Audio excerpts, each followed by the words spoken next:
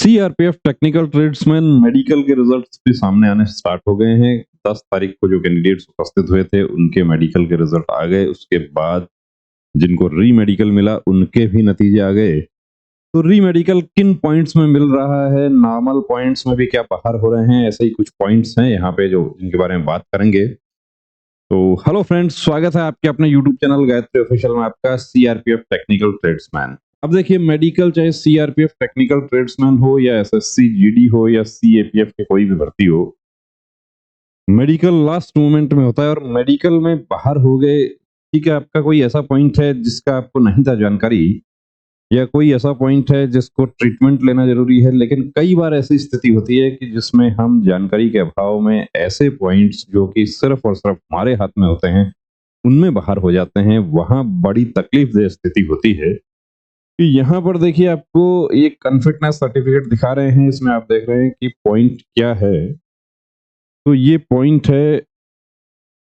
Overweight, OW by 9 kgs as per height weight chart.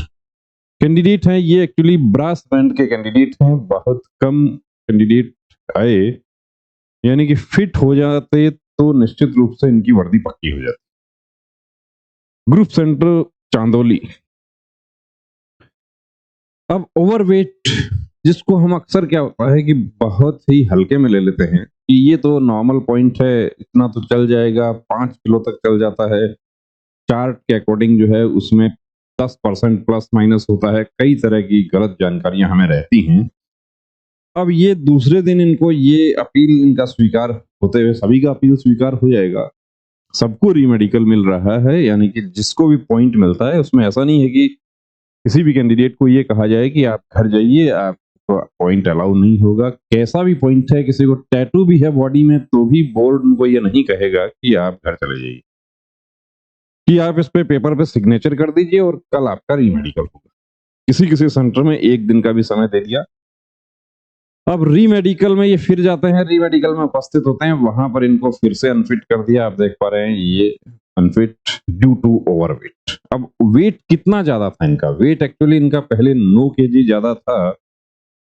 अब 9 KG जो था उसमें फिर प्लस माइनस जो चार्ट के अकॉर्डिंग होना चाहिए, चार्ट के अकॉर्डिंग इनका अलाउ हो रहा है 55 टू 67 केजी। 7 और 5 12, यानी कि 72 केजी तक इनका अलाउ हो जाए। ये भी लिखा है इसमें कि 67 में 5 जोड़ दें, 72 तक अलाउ हो जाएगा। लेकिन वेट इनका 76.45 केजी है री मेडिकल में, तो उसका मतलब है कि 4.45 केजी वेट की वजह से बाहर हो गए।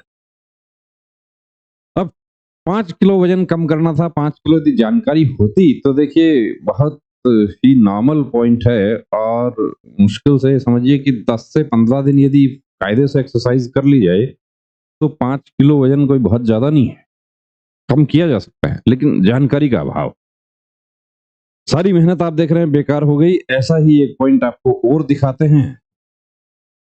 ये अनफिट देख रहे हैं आप। अनफिट पॉइंट क्या थे? 2 पॉइंट थे। एक था लो हीमोग्लोबिन। मेल कैंडिडेट्स का हीमोग्लोबिन कितना अलाउ है? 12 से 16 अलाउ।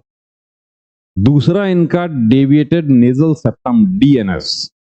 अब डीएनएस में X-ray DNS opinion taken from an ENT specialist, no DNS, यानी डीएनएस में ये फिट हो गए री मेडिकल में। लेकिन ये इतना सारा जो आप देख रहे हैं ये सीबीसी का जो है उसके बारे में लिखा हुआ है कि ब्लड में और भी एडवांस जांचें हो गई हीमोग्लोबिन कम होने की वजह से, और क्या कॉम्प्लिकेशंस हो सकते हैं उन सब की जांचें कर ली गई, और नतीजा क्या आया? अनफिट। अब हीमोग्लोबिन भी यदि देखिए 2 दिन पहले भी जानकारी हो जाए हीमोग्लोबिन कम है तो इंजेक्शन लगवाकर भी कैंडिडेट्स उसको पूरा कर ले। यहाँ तक कि वेट के लिए भी कुछ ऐसी टेबलेट्स आती हैं जो 2-3 दिन में वेट यानी पानी कम कर देती हैं। हालांकि हम कभी उन टेबलेट के लिए रिकमेंड नहीं करते, लेकिन हीमोग्लोबिन के लिए अक्सर रिकमेंड कर देते हैं कि आपका कम है तो आप इसको काबू कर सकते हैं। अब यहाँ आपने देखा 2 कैंडिडेट्स का, अब इनका भी बहुत अच्छा स्कोर था। बड़ा अफसोस ऐसी स्थिति में होता है। एक चीज इसमें री मेडिकल का जो अनफिटनेस सर्टिफिकेट दिया जाता है उसमें लिखी रहती है कि the decision of the review medical board will be final, no appeal will be entertained against the finding of the review medical board. लेकिन उस स्थिति में अपील भी स्वीकार की जा सकती है, हाईकोर्ट भी किया जा सकता है, जब मेडिकल गाइडलाइन फॉलो किए बिना आपको अनफिट किया जा रहा है। लेकिन यहां तो मेडिकल गाइडलाइन फॉलो करने जैसी बात नहीं है कि कंप्लीट मेडिकल गाइडलाइन फॉलो किया गया है, कंप्लीट डायग्नोसिस किया गया है। दूसरा जो अनफिटनेस सर्टिफिकेट है उसमें भी हम देख रहे हैं कि मेडिकल गाइडलाइन के अनुसार 5 kg प्लस माइनस कर दिया उसमें। तो अब अपील का क्या कोई चांस नहीं है? देखिए, अब बचने का क्या है तरीका, कि बचने का तरीका ये है कि वेट चार्ट के अकॉर्डिंग आपका वेट होना चाहिए। मेडिकल गाइडलाइन के अनुसार आपका हीमोग्लोबिन होना चाहिए। फीमेल का कितना होना चाहिए? फीमेल का 10 से 14 होना चाहिए, मेल का 12 से 16 होना चाहिए।